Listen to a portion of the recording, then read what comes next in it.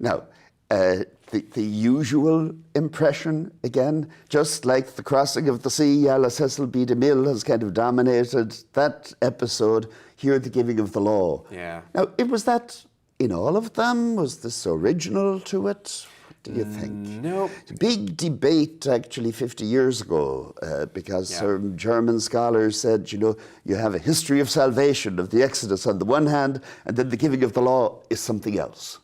Now, was there any basis for that? Yeah. Yeah, there is. Part of the issue is not every one of the stories about this encounter at the mountain has law giving at all. In fact, the Yahwist, the J story, has no law whatsoever. You see, I think this would be a real revelation. The real revelation of the Sinai story to a lot of people nowadays. I think that's probably true. Would be that you can tell that story and have no giving of the law. No giving of the law. In fact, the J story is really pure theophany. Right? The purpose of the stop at the mountain is for God to visibly come down so that the people can see, maybe not God directly, but this fiery descent of the deity. Yeah. They're all supposed to see that. It's a matter of proving to the people that God is really there traveling with them. And, we might mention in passing that there was a kind of show that was associated with the theophany. Yeah. And, it probably arises from thunderstorms and the like, but usually it's a big dark cloud and fire. That's right. That puts, so to speak, the fear of God into people. That's right. So J is pure theophany. It's just proof of God's presence. Yeah. That's the idea. So that after Moses has been telling them all along that I met this God on this mountain, and now that he's got them through various adventures, that's right. And here he is. That's right. I mean, if you think about, it's in the J story that we get all of the people's doubts, right? Back to when God first calls to Moses, and Moses says, "What if they don't believe me?" Well, you do some signs and wonders. And what if they don't believe me then, and they actually don't a little bit? It's in the J story that in the space between departure from Egypt and Sinai, where the people are hungry for food and water, and they ask out loud, is God in our midst or not? And I think that's the driving impetus behind the revelation here. The answer is yes. In the priestly source, what's the point of going to Mount Sinai?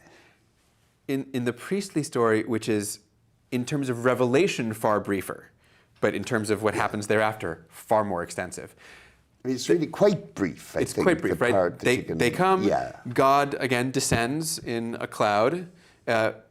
We talk about it, the glory of God, or the presence of God is what the people see, not God directly, God forbid. What happens on the mountain when Moses goes up is neither covenant nor law. It is, somewhat strangely, the giving of an architectural blueprint. Yeah. What God gives Moses on the mountain, and the only thing that is delivered to Moses actually on top of the mountain, is the design for the tabernacle, which is going to be God's new home. Yeah. God has dwelt in the heavens, or maybe on the mountain, somewhere else, and from this moment forward, God is going to live among the Israelites, and here's how you're going to build his house.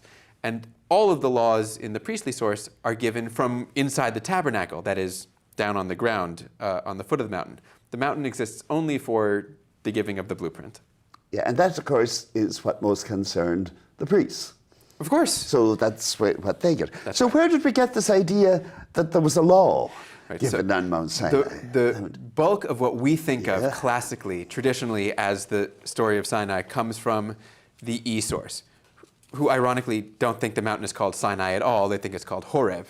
But it's from the E source that we get the notion of the tablets of the Ten Commandments, the giving of law, the making of covenant. That's the E story, really.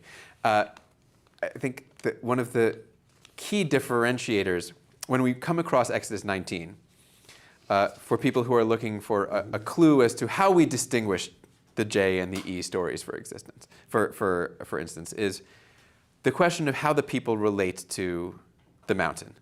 Right? In some passages, God is going to appear on the mountain, and he's afraid that the people are going to run up the mountain and are going to try and come close and touch him. And so he says repeatedly, no one can come up the mountain. And then a couple of verses later, the people seem to be terrified of going anywhere near the mountain, and Moses has to drag them to it. And that, I think, is a serious conflict. What's going on in the E story, if J is God is going to appear and the people are going to see him and that's how they're going to know he's there, in E, God says, I am going to come down in a cloud and I will speak with you. I'm going to talk to you, Moses. And the people are going to hear us talking and so believe you as a prophet forever. So do the people ever actually hear the words of God? I think they do. I think this is exactly what happens. And the words that they hear God speak are the Ten Commandments. Yeah, okay. Now, but then, in fact, the story goes on, or at least the speech attributed to God goes on. Do they have to take Moses' word for that? So or Aaron's, as the case may be. They agree to this, right? The whole point of the auditory revelation is that the people will hear the Ten Commandments, which they do, at which point they say to Moses, we don't want to hear anymore. This is terrifying and scary. We've heard God talk to you, and we trust you. We trust that when you come to us and talk and say God said something, we're going to believe you from now on. But actually then you could draw the inference from this, that what you're going to get, and at least once you get past the Ten Commandments, are not directly the words of God, but the reformulated words of God. The words as Moses narrates them. This is true.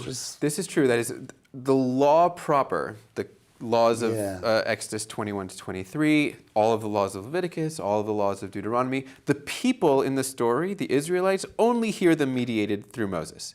Yeah. And I think it's an interesting point that in the Bible as a whole, almost no one is capable of repeating something verbatim.